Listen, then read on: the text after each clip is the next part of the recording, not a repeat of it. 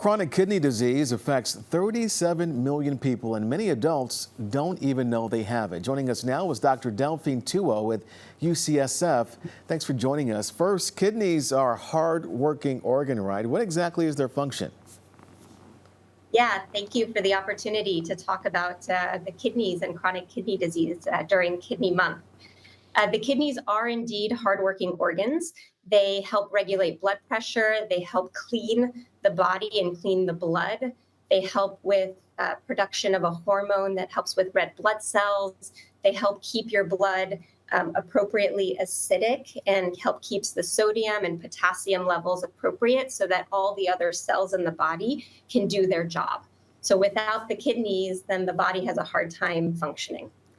And what symptoms should we look out for? How would we know something's wrong? So the good news about kidney disease is that people are generally asymptomatic until they lose quite a bit of kidney function. In a sense, there's a lot of redundancy built into the kidneys. This does mean, however, that kidney disease is a silent disease, and so people don't know until they've lost quite a bit. When people have advanced kidney disease, symptoms such as more fatigue, maybe a metallic taste in their mouth, poor appetite, these types of symptoms should prompt a discussion with your provider and with your nephrologist. And what are some of the causes or the risk factors? Yeah, so in the United States, the two most common causes of kidney disease are high blood pressure and diabetes. And as we know, over the past decade, the prevalence of diabetes and high blood pressure in the United States has been increasing, which has led to increasing prevalence of chronic kidney disease as well. Those are the two most common. Other things to consider are obesity, cardiovascular disease, tobacco smoking, and certain medications. So it's actually really important to make sure that you follow the medications that your physician, your clinician prescribes, and ask him or her about your risk of kidney disease. And other than the things you mentioned, are there any groups at a higher risk of developing kidney disease? In addition to the individuals with these chronic conditions, individuals of low socioeconomic status and communities of color tend to have greater kidney disease, as well as older individuals. And you mentioned those symptoms being hard to find. How is kidney disease detected? Oh, thank you for asking.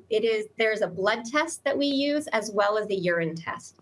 And so it's really important, particularly individuals with high blood pressure, with diabetes, with cardiovascular disease, to ask their clinician about getting a blood test called an eGFR, an estimated glomerular filtration rate, as well as a urine test to look for protein in the urine.